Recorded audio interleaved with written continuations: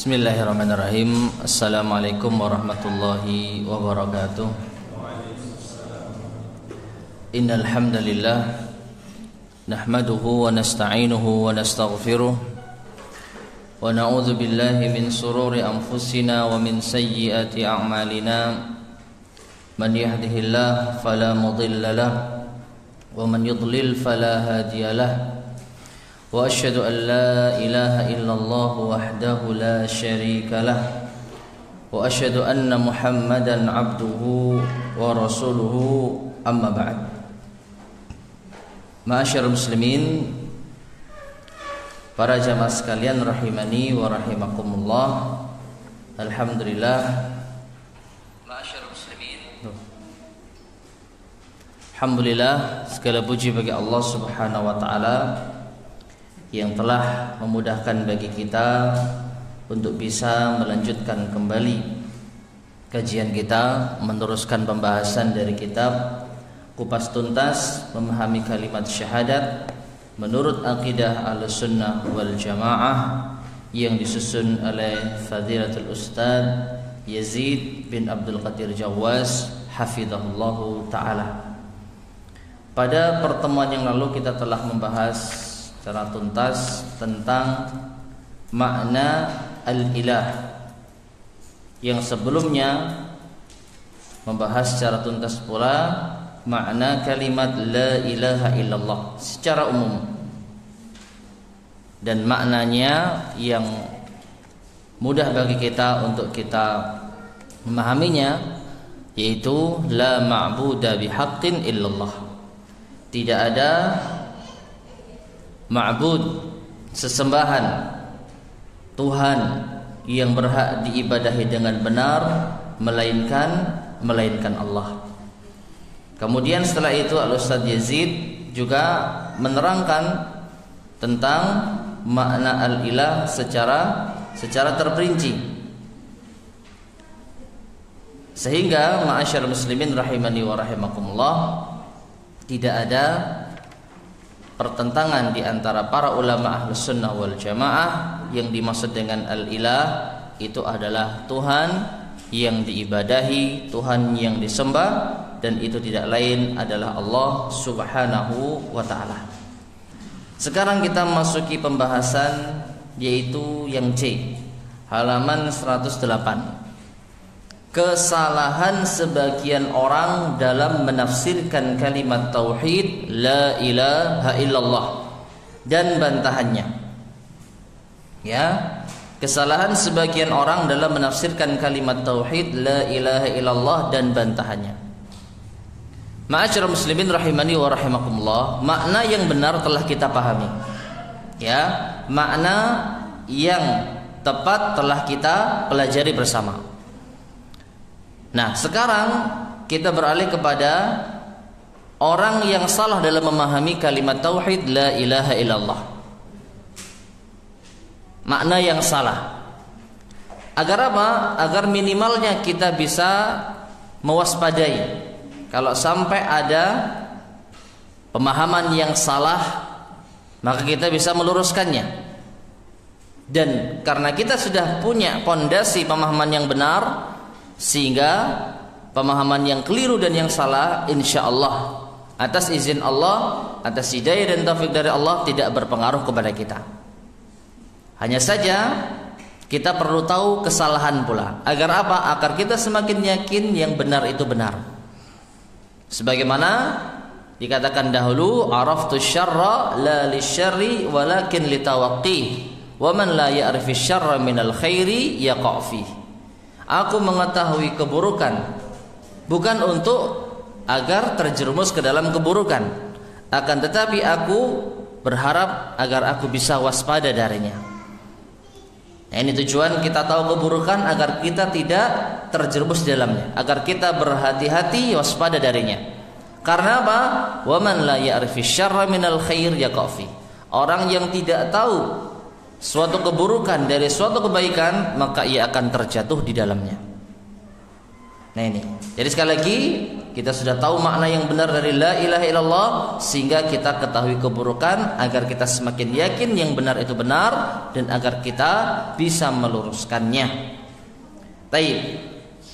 Kemudian di sini Al-Ustaz mengatakan, hafizallah, sungguh sangat disayangkan kalimat yang agung ini yang merupakan pondasi dan pokok agama ini telah dipahami dengan salah oleh banyak kaum muslimin. Perhatikan, bukan hanya sedikit kaum muslimin, tapi banyak kaum muslimin.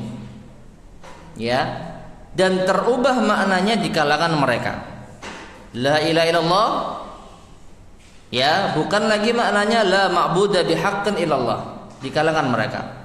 Sehingga berakibat pada penyimpangan-penyimpangan dalam akidah, bahkan bisa terjatuh pada apa-apa yang membatalkan makna kalimat tersebut. Karena kesalahfahaman akan makna la ilaha illallah, maka ini menjadikan mereka menyimpang dalam masalah akidah dan bahkan bisa membatalkan makna kalimat tersebut. Ucapan yang diucapkan ternyata berseberangan dengan perbuatan yang dilakukan. Di antara manusia ada yang mengulang-ulang kalimat tersebut dengan lisannya, karena memang la ilaha illallah ini adalah suatu apa? Zikir. Bukan zikir yang paling afdal. Sehingga apa? Diulang-ulang. Akan tetapi ia justru terjatuh pada kesyirikan dengan perilakunya. Ia justru mengingkari apa-apa yang terkandung dalam kalimat tersebut dari keikhlasan dengan hatinya. Dan ia justru menetapkan apa-apa yang dinafikan oleh kalimat tauhid serta meyakini apa-apa yang tidak sesuai dengan pondasi kalimat ini. Ya, ini dampak dari kesalahpahaman dia terhadap makna la ilaha illallah. Justru ia terjatuh pada hal terpenting dari kalimat tauhid tersebut. La ilaha illallah artinya tidak ada Tuhan yang diibadahi dengan benar kecuali Allah. Namun ternyata dia beribadah kepada selain Allah, berharap kepada selain Allah, bertawakal kepada selain Allah, berdoa kepada selain Allah, yang kesemuanya ini merupakan di antara bentuk ibadah. Ya, karena dia tidak paham la ilaha illallah, akhirnya zikir yang ia ucapkan pun bertentangan dengan perbuatannya. Jadi sampai diulang-ulang tidak mempengaruhinya. Subhanallah, bagaimana bisa mereka tidak mengetahui makna dari kalimat yang diserukan oleh para rasul, yaitu mentauhidkan Allah dan menjauhkan syirik. Padahal ini jelas-jelas tercantum dalam Al-Quran yang tidak akan tersembunyi bagi orang yang memiliki pemahaman meski sedikit. Benarlah apa yang dikatakan oleh Al-Ustaz di sini. Orang kalau mau mempelajari Al-Quran, membaca sirah Nabi sallallahu alaihi wasallam, mentadabburinya dengan sedikit pemahaman saja, apa korelasi antara dakwah Nabi kita Muhammad sallallahu alaihi wasallam 13 tahun di Mekah, ya, didukung oleh dalil-dalil dari ayat-ayat Al-Quran tentang bagaimana Allah Subhanahu wa taala perintahkan hambanya untuk beribadah hanya kepada Allah, untuk menjauhkan mereka dari kesyirikan. Namun ternyata hal ini tidak dipahami oleh kebanyakan kaum muslimin. Ini menunjukkan bahwasannya ada yang salah dari mereka. Ada yang salah dari bacaan Al-Quran mereka. Mereka membaca Al-Quran, membaca zikir dan membaca sirah mungkin, tetapi tidak dipahami dengan sebenar-benarnya pemahaman. Nah ini. Jadi Al-Quranul Karim yang dibaca mungkin wallahu alam hanya dibaca ayatnya tanpa mengetahui maknanya. Memang kita akui membaca Al-Quranul Karim tanpa mengetahui maknanya pun dapat apa? Pahala.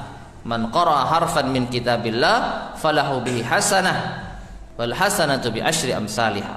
Siapa yang membaca satu huruf di dalam Al-Quran, maka ia dapat satu kebaikan. Ya, dan satu kebaikan akan dikalikan 10 kali lipat. Nah ini ma'asyar muslimin rahimani wa rahimakumullah. Jadi sekali lagi kesalahan kita, kesalahan kebanyakan kaum muslimin adalah tidak memahami apa yang diucapkan, apa yang dibaca, sampai pun Al-Qur'anul Karim. Karena kalau memahami, ya, mau memahami sedikit saja, maka dia akan tahu makna la ilaha illallah ini adalah la ma'budu bihaqqin illallah.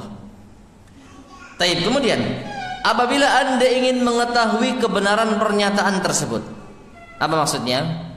Kebenaran pernyataan tersebut, kebenaran pernyataan bahwa kebanyakan kaum muslimin ini meskipun mengulang-ulang kalimat tauhid la ilaha illallah, tapi ternyata banyak yang terjatuh pada kesyirikan. Mana buktinya? Ya, tadi Ustaz mengatakan di antara manusia ada yang mengulang-ulang kalimat tauhid tetapi justru terjatuh pada kesyirikan. Mana buktinya?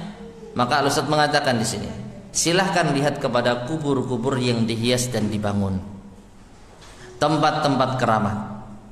Kemudian lihatlah orang-orang yang duduk bersimpuh di hadapan kubur-kubur tersebut, sujud di hadapannya, tawaf di sekelilingnya, dan mengusap-usap tempat-tempat tersebut.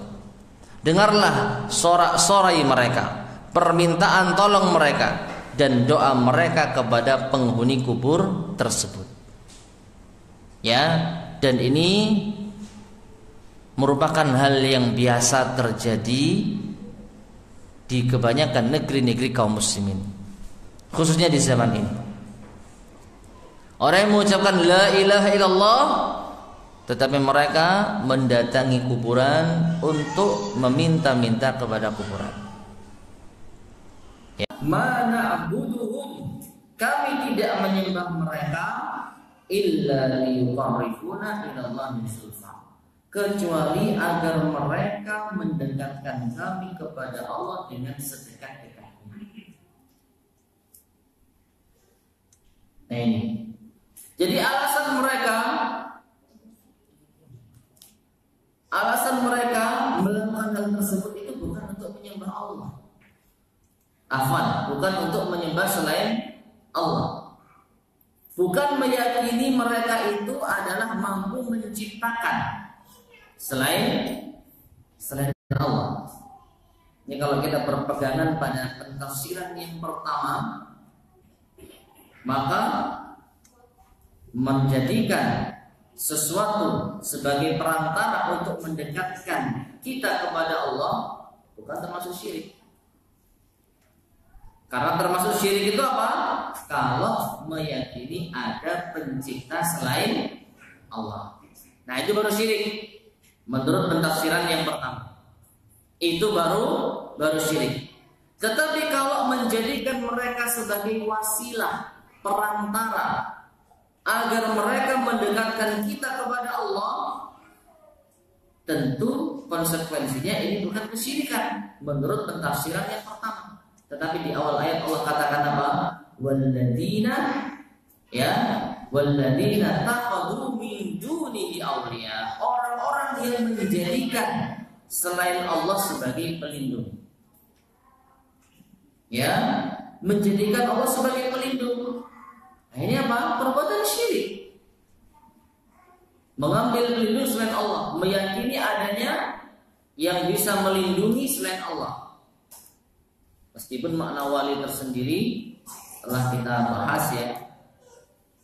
Makna wali ini apa? Banyak, di antaranya pelindung, penolong, dan yang semisalnya. Maka masyarakat muslimin rahimahullah, kalau sampai memahami la ilaha illallah itu adalah la khaliqa illallah, maka tentu secara tidak langsung kita bisa menolak ayat ini. Karena ini mengatakan orang-orang yang mengambil pelindung selain Allah, orang-orang yang berbuat syirik kepada Allah, mereka itu hanya sekedar minta perantara. Mereka masih yakin Allah lah yang berhak menentukan nasib mereka. Allah yang menciptakan, Allah yang menentukan, ya, apakah mereka ini berhak mendapatkan kenikmatan atau tidak. Allah yang menentukan rezeki mereka, yakin mereka. Tetapi untuk sampai kepada Allah ini butuh perantara, butuh wasilah. Dan wasilah itu hanya dimiliki oleh orang-orang saleh, meskipun mereka telah meninggal. Jadi perhatikan, mereka yakin pencipta itu hanya Allah. Mereka ini hanya, bahasa kita, hanya minta tolong supaya orang-orang saleh ini mendekatkan dirinya kepada Allah. Ya. Namun ini Allah katakan walladzina takhadhu min dunihi awliya. Tetap dikatakan sebagai orang-orang yang mengambil pelindung selain Allah. Artinya ini adalah perbuatan syirik. Jadi kalau mengatakan la ilaha illallah adalah la khaliqa illallah, maka seakan-akan ya menolak ayat yang mulia ini. Dan tentu ini adalah suatu kesalahan. Jadi meskipun yang mengatakan adalah imam yang diakui. Ini tafsiran pertama yang salah. Tafsir kedua, tidak ada yang merasa cukup dari segala sesuatu dan selainnya merasa butuh kepadanya kecuali Allah. Mereka mentafsirkan al-ilah, jadi lagi-lagi kesalahpahaman itu pada mentafsirkan al-ilah. Mereka mentafsirkan al-ilah dengan yang merasa cukup kepada segala sesuatu. Dan segala sesuatu selainnya pasti butuh kepadanya. Jadi la ilaha illallah, tidak ada yang maha cukup kecuali Allah. Ini singkatnya. Tidak ada yang maha kaya, ya, dan justru orang-oranglah yang membutuhkan kecuali Allah. Nah ini penafsiran kedua. Tertulis dalam matan Ummul Barahin As-Sadusiyah, makna al-uluhiyah adalah ketidakbutuhan Tuhan akan segala sesuatu selainnya, dan segala sesuatu selainnya membutuhkannya. Jadi pahami? Agak-agak bulat gitu ya. Ya, makanya tadi katakan apa? Ustaz Yazid mengingatkan di akhir ini, di akhir halaman 109, ya, agar kita menyadari. Dan ini merupakan mazhab kebanyakan ahli kalam. Apa ahli kalam itu? Gampangannya orang yang pintar bicara. Ini bahasa gampang kita. Pandai mengolah kata-kata. Ya, pengacara. Ya, pengacara itu urusannya dunia, Pak. Urusan kejahatan dan kebaikan. Ya, kalau ahli kalam ini apa? Berhubungan dengan Allah SWT. Artinya ini salah satu cara untuk memahami agama menurut mereka. Ya, di antaranya adalah makna kalam ya mengumpulkan banyak kalam, banyak pembicaraan, banyak wacana, banyak teori. Ini ada teori tentang ketuhanan. Apa bunyinya? Begini. Diambil. Ini ada teori baru lagi tentang ketuhanan, diambil. Ini ada teori tentang akhirat, diambil, dipahami, dikumpulkan, dibahas, disimpulkan.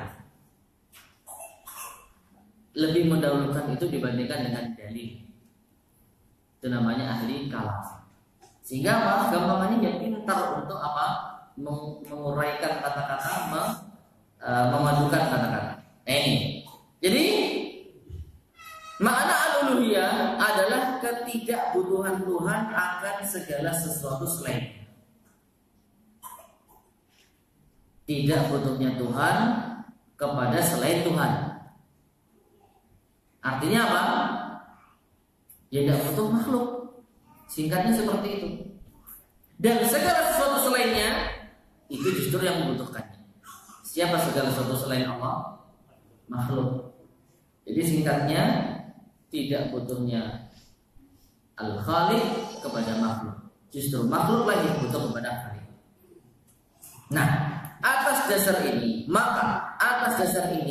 makna la ilaha illallah adalah tidak ada yang merasa cukup dari segala sesuatu selainnya, dan selainnya butuh kepadanya kecuali Allah. Ini tempat tidur lagi. disingkat aja lah, ya. Tidak ada yang maha cukup kecuali Allah. Dan selain Allah pasti membutuhkan Allah, pasti merasa butuh kepada Allah. Nah, itu makna. Kemudian di sini disampaikan, yang mesti diperhatikan di sini bahwa As-Sanusi dalam syarahnya terhadap matan yang ditulisnya beberapa halaman sebelum nuklan di atas hampir benar dalam penafsirannya. Hampir, ya. Ketika beliau menafsirkan al-ilah dengan makna sesembahan yang hak. Nah, kalau ini jelas. Ahlussunnah wal Jamaah meyakini al-ilah adalah al-ma'bud, yang diibadahi, yang disembah. Makna ibadah apa? Jelas. Kita sudah tahu semua makna ibadah. Berarti kita nggak boleh ibadah kepada selain Allah. Selesai, gampang. Segala macam ibadah tidak boleh kita serahkan kepada selain Allah. Jelas, itu makna la ilaha. Nah ini. Tapi kalau makna al-ilah yang dimaksud dengan al-ilah itu adalah seperti yang barusan disampaikan di sini, bingung kita. Nah, terus konsekuensi dari ucapan ini apa? Apa praktek realnya? Kalau kita sudah mengakui Allah lah yang maha cukup, tidak butuh kepada selainnya, tidak butuh kepada makhluknya, dan makhluk pasti butuh kepada Allah. Lalu dari pembahasan ini apa hasilnya? Apa praktek real yang bisa kita lakukan? Masih bingung kita. Tapi kalau kita memaknai la ilaha illallah, tidak ada Tuhan yang berhak diibadahi kecuali Allah, gampang. Tinggal kita bahas apa itu ibadah. Sudah tahu itu ibadah? Sudah tahu. Nah, ini nggak boleh kamu serahkan kepada selain Allah. Siapapun. Selesai. Tidak membingungkan. Seperti ucapan ahli apa? Ahli kalam. Nah, tetapi katanya, tadi kata Ustaz Yazid apa? Disampaikan di sini hampir benar. Ketika menafsirkan al-ilah dengan makna sesembahan yang hak, dan menafsirkan kalimat tauhid dengan makna tiada yang berhak disembah kecuali Tuhan yang satu yang menciptakan alam semesta ini. Nah, ini benar, ya. Dan ini disebutkan oleh beliau, disampaikan di awal-awal beberapa halaman sebelum nuklan di atas. Akan tetapi beliau rahimahullah, yang dimaksud di sini adalah penulis kitab Al-Barahin As-Sanusiyah, yaitu As-Sanusi, mengulang dan menegaskan bahwa makna yang mendekati kebenaran dari kalimat al-ilah adalah yang merasa cukup dari segala sesuatu dan segala sesuatu selainnya membutuhkannya. Dan beliau menjadikan makna ini sebagai pokok dari makna yang pertama yang tadi disebutkan.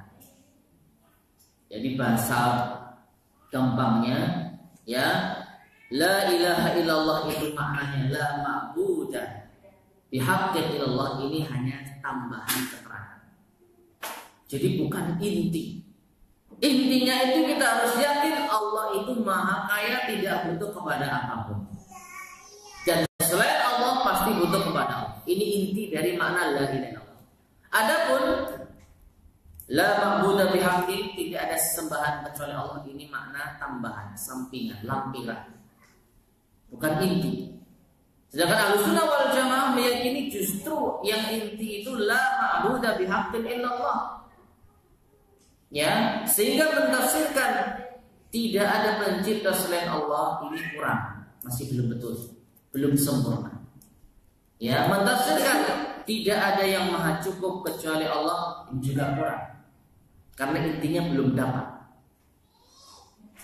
Nah, sedangkan As-Sanusi membalik, yang inti itu adalah yang meyakini bahwasanya tidak ada yang Allah itu apa? Maha kaya, maha cukup, tidak butuh kepada selainnya, dan selain Allah itu yang butuh kepada.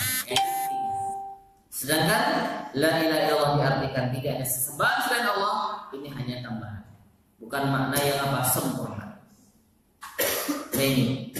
Kemudian para ulama Asy'ariyah yang bermanhaj Asy'ariyah yang datang belakangan ada yang berusaha untuk menyatukan dua makna di atas, yang hasilnya bahwa makna hakiki dari persaksian tauhid adalah tiada sesembahan yang berhak disembah di alam ini kecuali Allah. Benar nggak ini?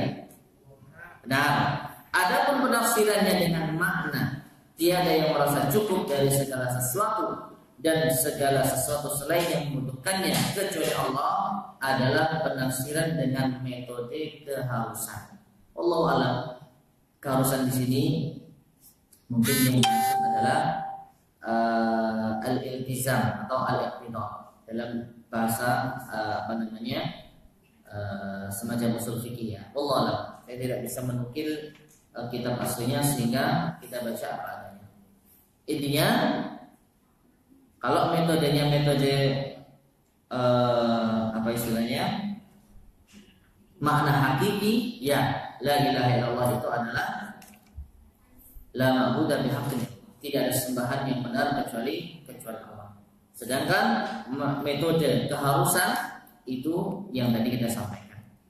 Jelaslah bahwa langkah untuk menjelaskan makna kalimat yang dilakukan oleh mereka belum cukup untuk membetulkan kesalahan yang terjadi akibat penafsiran yang salah. Intinya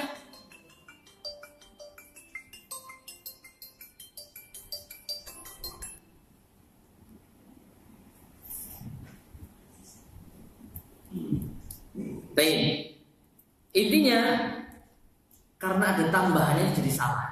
Coba berhenti. La ilaha illallah, la ma'budu bihaqqin illallah, titik, selesai. Tapi karena ditambahi keterangan, oh ini ada metode ini, ada metode ini, dua-duanya dipadukan, maka jadi apa? Salah. Ya. Dan segala sesuatu yang sudah sempurna kalau ditambahi tambah salah.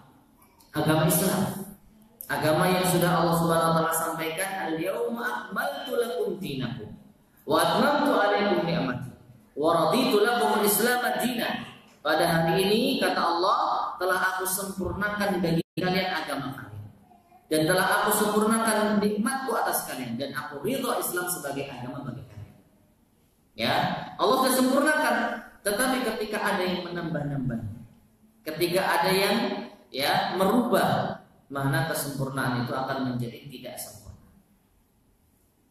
Ya, jadi dalam masalah duniawi seperti itu. Kita membangun suatu bangunan yang sempurna, ditambahi, jadi apa? Enggak sempurna lagi. Ya, dimodifikasi, jadi enggak sempurna lagi. Kita memesan pakaian, ya sudah sempurna bentuknya, lalu kita tambahi lagi, jadi apa? Enggak sempurna. Ini dalam urusan dunia, maka apalagi dalam urusan agama.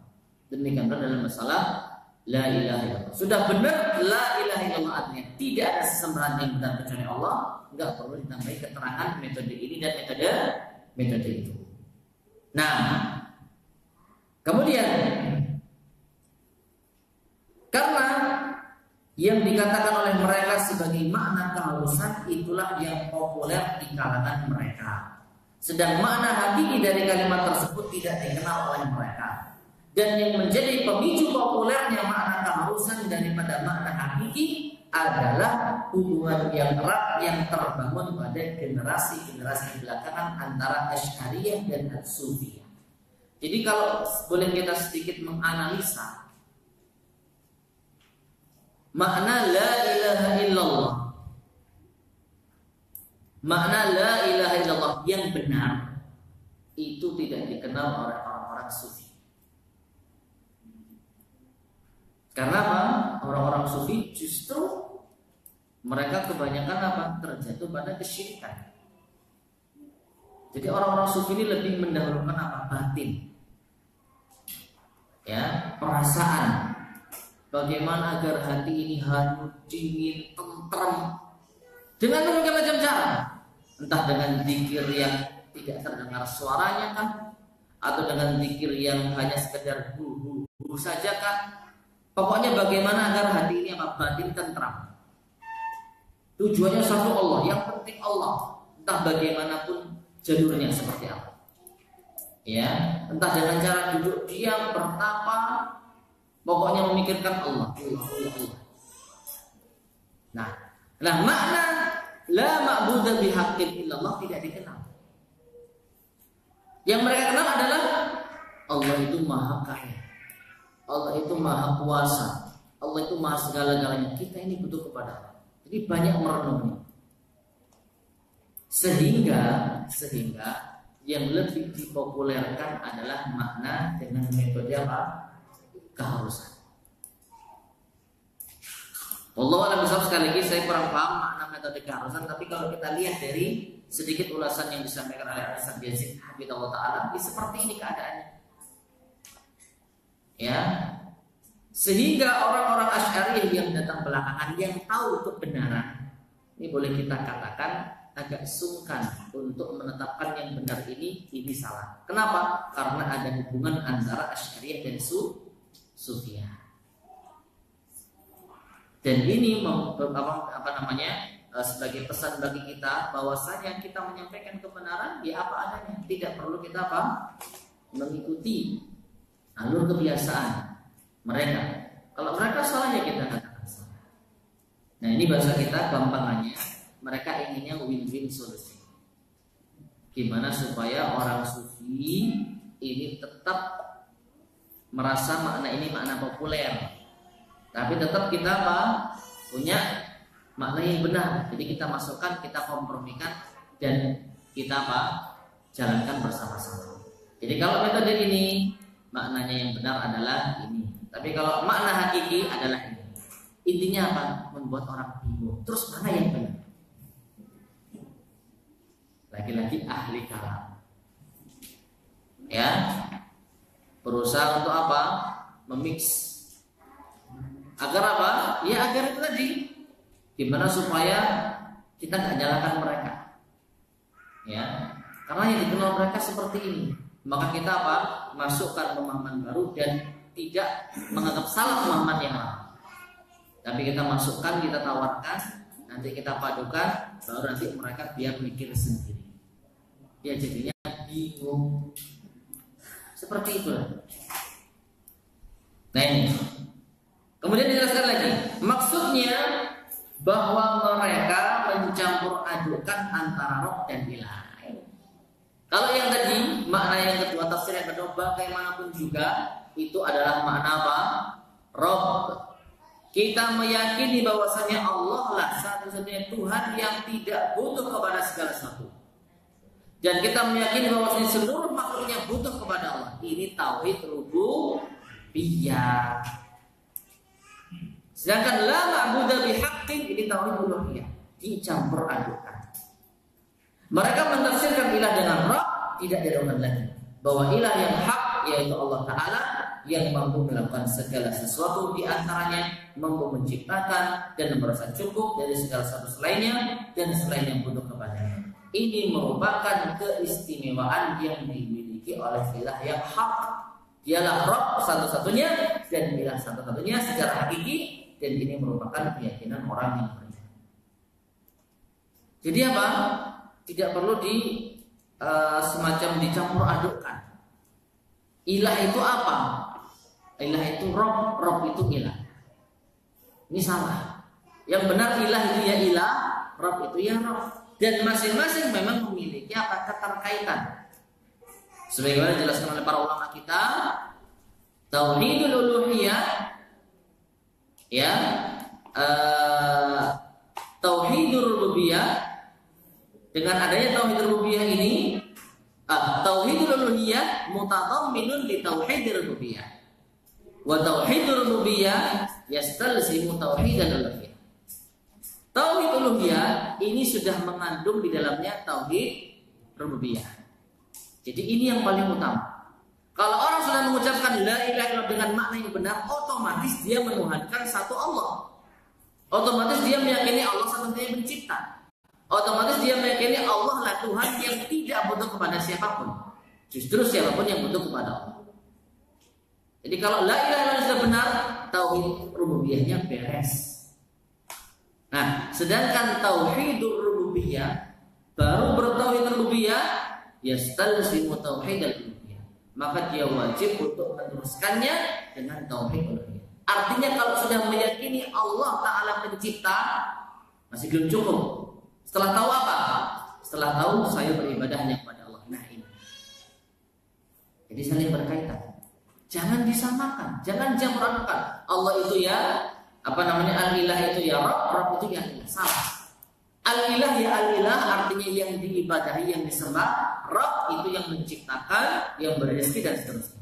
Siapa yang telah beribadah kepada Allah, maka pasti dia telah meyakini Allah lah penciptanya. Dan siapa yang meyakini Allah penciptanya, maka dia harus beribadah kepada satu-satunya Tuhan yang menciptakan, yaitu Allah. Jadi beda, cuman bersatu, dan ini bukan pencampur adukan, tapi ini merupakan suatu konsekuensi. Ini berkonsekuensi demikian, ini mengandung demikian. Nah, sedangkan orang-orang Sufi dan Asy'ariyah tidak. Mereka mencampur adukan. Makna ilah itu apa? Maknanya Rabb. Artinya kalau kita sudah meyakini Allah itu adalah pencipta yang maha butuh, yang maha tidak butuh, yang maha kaya, berarti kita sudah benar la ilaha illallah. Meskipun kita belum beribadah kepada selain Allah. Inilah kesalahannya. Ini kesalahan. Kalau Sunnah wal Jamaah, ketika kita sudah meyakini Allah itu pencipta kita, belum berhenti. Setelah kamu yakin Allah penciptamu, apa yang kamu lakukan dalam ibadah? Saya berarti harus ibadah kepada Allah. Nah, berarti benar. Tapi kalau saya hanya meyakini Allah pencipta, tapi beribadah saya beribadah kepada siapapun, kepada selain Allah juga, maka salah. Nah ini, sehingga al-ilah dan Rabb ini tidak sama, tetapi memiliki ikatan yang erat. Kalau hanya meyakini Rabb saja, belum meyakini ilahnya itu Allah, maka dia belum masuk ke dalam agama Islam. Sebagaimana orang-orang kafir, ketika ditanya, "Qul may yarzuqukum minas sama'i wal ard amma yamliku as-sam'a wal absar wa may yukhrijul hayya minal mayyit wa yukhrijul mayyita minal hayy wa may yudabbiru al-amr fasayaquluna Allah faqul afala tattaqun." Katakan Muhammad kepada mereka, siapa yang menciptakan langit dan bumi? Siapa yang berkuasa untuk menciptakan pandangan dan penglihatan? Siapa yang menghidupkan dari yang mati dan yang mematikan dari yang hidup? Siapa yang mengatur segala urusan? Mereka selalu mengatakan Allah. Tetapi Allah perintahkan kepada Rasulullah, "Faqul afala tattaqun." Jika demikian, mengapa kalian tidak bertakwa? Sudah tahu Tuhannya Allah, kenapa enggak beribadah hanya kepada Allah? Jadi kurang. Artinya orang yang masih meyakini Allah pencipta tapi tidak beribadah kepada selain Allah belum dianggap masuk Islam. Jadi ilah, Rabb. Keduanya saling menyempurnakan. Tetapi yang paling utama adalah al-ilah. Karena orang yang sudah meyakini Allah itu yang berhak diibadahi, ini sudah otomatis dia meyakini Allah pencipta. Enggak ada orang yang beribadah kepada selain Allah bertauhid lurus meyakini ada pencipta selain Allah. Enggak ada ceritanya. Enggak ada ceritanya.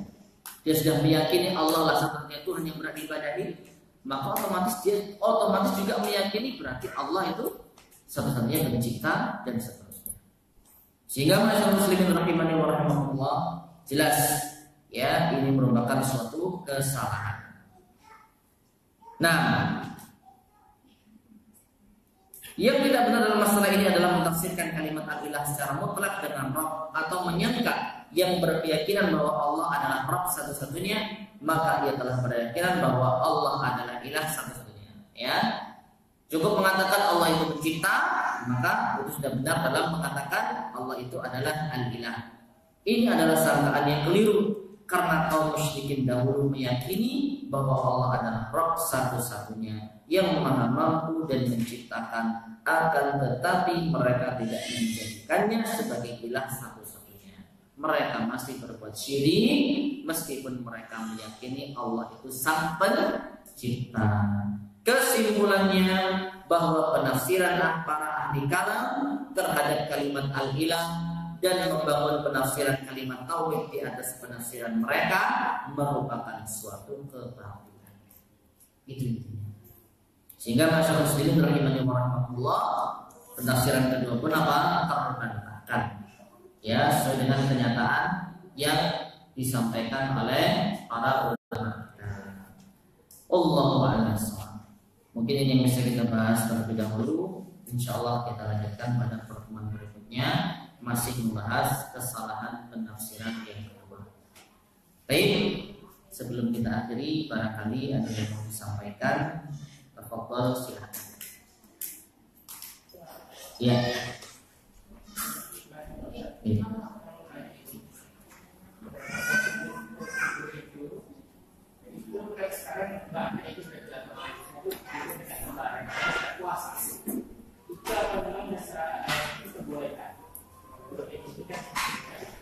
Ya. Ya. Ya. Yang kedua, banyak ilmu magic. Magic. Kemudian berobat nggak sembuh-sembuh, tidak ditemukan. Akhirnya tadi kalau orang pintar sembuh, orang pintar kasih apa dia termasuk sirik tidak? Karena ini sifatnya kan magic. Ya. Magic diadopsi dengan kita seperti itu juga. Karena katanya kalau pakai doa, lahirnya sebentar dia bakal lucu, nanti balik lagi. Ya. Ya. Kalau dari penangkal itu kan tidak bakal penangkal isinya apa. Ya. Ya. Baik. Jadi masyarakat muslimin rahimani wa rahimakumullah. Pertanyaan yang pertama dalam masalah kekuburan. Perlu kita ketahui yang tadi kita sampaikan, syirik ketika datang ke kuburan itu tatkala kita meyakini bahwasanya penghuni kubur ini bisa memberikan manfaat atau madarat, atau kita meyakini penghuni kubur ini mampu menyampaikan hajat kita kepada Allah, mampu mendekatkan diri kita kepada Allah. Jadinya surat Az-Zumar ayat 3 tadi. Walladzina takhadhu min dunihi awliya ma na'buduhum illa liyuqarribuna ila Allahi zulfa. Dan orang-orang yang menjadikan sebagai Allah sebagai pelindung, mereka beralasan kami tidak menyembah, kami hanya ingin agar orang-orang ini, orang-orang saleh yang telah meninggal ini mendekatkan kita kepada Allah. Nah, sedangkan kalau kita ziarah kubur tanpa ada keyakinan syirik, maka tentu berbeda lagi. Ya, kita mengunjungi kuburan tanpa ada keyakinan kuburan ini kuburan keramat, kuburan ini mendatangkan barokah, kuburan ini kuburan yang bisa mendekatkan kita kepada Allah. Gak ada. Maka tentu ini tidak masuk dalam pembahasan kesyirikan. Tetapi apa tujuan kita ke kuburan dan apa yang kita lakukan di kuburan ini lain lagi. Rasulullah SAW membolehkan ziarah kubur yang sebelumnya dilarang. Beliau mengatakan kuntu nahaitukum an ziyaratil kubur fazuruha fa innaha tudzakkirul maut aw fa innaha tudzakkirul akhirah.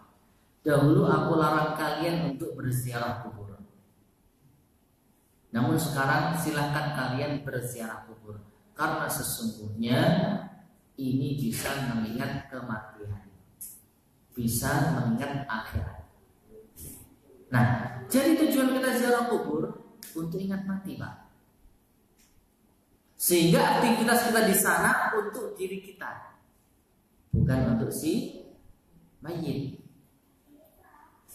Nah, terlebih lagi Rasulullah SAW melarang kita menjadikan kuburan sebagai masjid. Nah, masjid itu tempatnya apa? Tempat kita ibadah, tempat kita baca Quran, tempat kita sholat. Sedangkan kuburan tempat orang meninggal. Satu-satunya yang bisa kita manfaatkan di kuburan agar ingat mati. Boleh kita. Tapi kalau kita beribadah di kuburan, nah ini. Kalau ibadah kita kepada Allah tentu tidak syirik, tetapi kita tidak sesuai dengan tuntunan Rasulullah. Karena Rasulullah mengajarkan kita baca Quran bahkan di rumah. Jadikanlah rumah kalian, bacakanlah surat kalian, surat Al-Baqarah di rumah kalian. Jangan kalian jadikan rumah kalian seperti kuburan. Apa maknanya? Berarti kalau kita membaca Quran, kita mau beribadah, lebih baik di rumah daripada di kuburan. Lalu di kuburan ngapain? Doakan orang yang telah meninggal. Atau kita melihat kuburan, mengambil pelajaran, dengan itu kita semakin takut kepada Allah. Ini baru benar. Ya, jadi permasalahan tadi cukup kita rinci. Yang jelas kalau dia beribadah kepada selain Allah, minimal kesalahannya adalah tidak meletakkan ibadah pada tempat yang benar, meskipun tidak kita katakan syirik, ya, karena dia masih beribadah kepada Allah. Cuman caranya tidak sesuai tuntunan. Mungkin seperti itu. Untuk yang pertama. Untuk yang kedua, pengobatan sihir dengan sihir, magic dengan magic. Allah a'lam bishawab. Ya, terdapat larangan dalam hadis Rasulullah SAW. Saya lupa hadisnya. Insya Allah ini terdapat di dalam pembahasan kitab Tauhid. Ya, di salah satu bab itu ada larangan menangkal sihir dengan sihir. Menangkal sihir dengan sihir itu dilarang. Lalu alasannya, kalau kita pakai obat biasa atau kita pakai doa-doa, maka ini sifatnya sementara. Tapi kalau kita pakai penangkal dari orang pintar, itu bisa awet, begitu Pak ya. Kurang lebih seperti itu.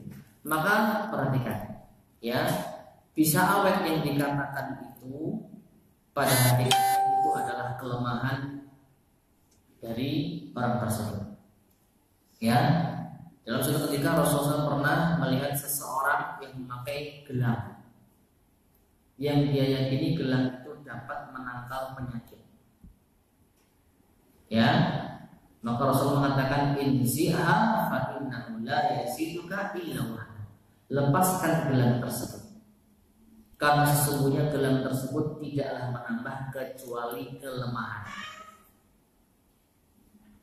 Ya, jadi orang menyangka ini bisa menangkal, tetapi Rasul katakan justru ini bisa melemahkan. Meskipun mungkin benar-benar bisa menangkal. Kalau dia pakai itu dia nggak panas, dia nggak demam, dia nggak sakit. Tapi ingat, ya, yang dinamakan kelemahan oleh Rasulullah di sini adalah kelemahan yang paling utama adalah kelemahan batin. Kelemahan apa? Kelemahan batin. Ketika batinnya sudah lemah, tidak percaya kepada Allah yang Maha menyembuhkan, sudah gugurlah dirinya. Jadi meskipun dia hidup, maka seakan-akan hatinya telah mati. Tinggal tunggu waktu. Dan dia akan senantiasa bergantung kepada penangkal tersebut. Nah, ini hakikat dari apa? Kelemahan.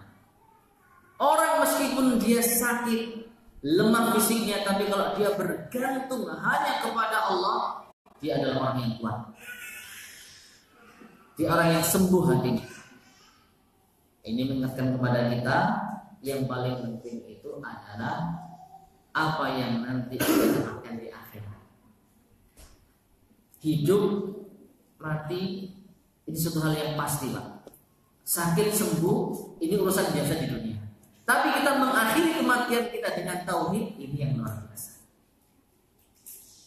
Ya, jadi kalau kita, alhamdulillah saya sehat, kenapa pakai penangkal? Di rumah digantungin itu, sembuh di dunia, tapi sakit di akhirat menyedihkan, Pak, menyeramkan. Lalu bagaimana solusinya? Sudah kita percayakan kepada Allah. Kalau Allah, jadi kata para ulama kita tentang masalah kesembuhan, yang paling utama itu bukan bagaimana agar kita sembuh. Ini perhatikan. Ya, yang paling utama jangan sampai kita berpikiran pokoknya sembuh. Tetapi yang paling utama adalah kalau kita berharap sembuh itu hanya dari Allah. Sampai pun Allah tidak menyembuhkan kita, ya sudah. Sama seperti rezeki. Yang paling utama bukan gimana supaya kita kaya, tetapi yang paling utama adalah bagaimana kita mencari rezeki yang halal. Kalau dikasih kaya, alhamdulillah. Kalau kita tidak dikasih kaya, cukup, alhamdulillah.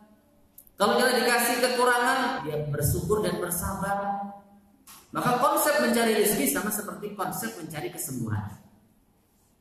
Yang paling utama bukan bagaimana agar kita sembuh, tapi bagaimana agar kita mengharap kesembuhan hanya dari Allah dan mencari kesembuhan tidak dengan cara yang dimurkai oleh Allah Subhanahu. Jadi katakanlah sembuh itu sesuatu yang apa? Bisa kita katakan fata morgana. Luarnya sembuh, batinnya sakit, pasti. Ya, mungkin seperti itu. Wallahu a'lam. Baik. Ya. Satu lagi mungkin. Ini pelajaran dari SMP saya dulu, saya keyakinan yang apa?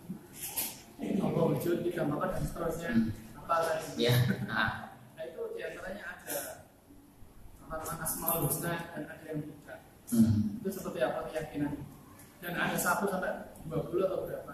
iya. Ini sebenarnya pembahasannya pada masalah tauhidul asma'i was sifat.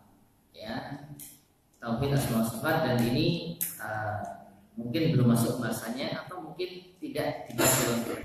Tapi intinya dalam kaidah Ahlussunnah wal Jamaah yaitu kita wajib mengimani wajib menetapkan nama-nama yang Allah tetapkan di dalam Al-Qur'an dan apa yang Rasulullah tetapkan di dalam As-Sunnah, nama-nama dan sifat-sifat. Singkatnya, kalau nama itu ada di dalam Al-Quran, kita tetapkan Allah memiliki nama tersebut. Kalau sifat itu ada di dalam Al-Quran, kita tetapkan Allah punya sifat tersebut. Tapi kalau tidak, maka tidak. Ya, dipanjang kalau masalah itu. Apalagi nanti kaitannya dengan para ulama ahli kalam. Ya, panjang bahasanya. Ya, mungkin dicukupkan. Baik, masyarakat muslimin rahimani wa rahmatullah, mungkin kita cukupkan sekian. Mudah-mudahan bermanfaat, kurang lebihnya saya mohon maaf. Kita akhiri subhanakallahumma wa bihamdika asyhadu an la ilaha illa anta astaghfiruka wa atubu ilaik. Walhamdulillahirabbil alamin. Wassalamualaikum warahmatullahi wabarakatuh.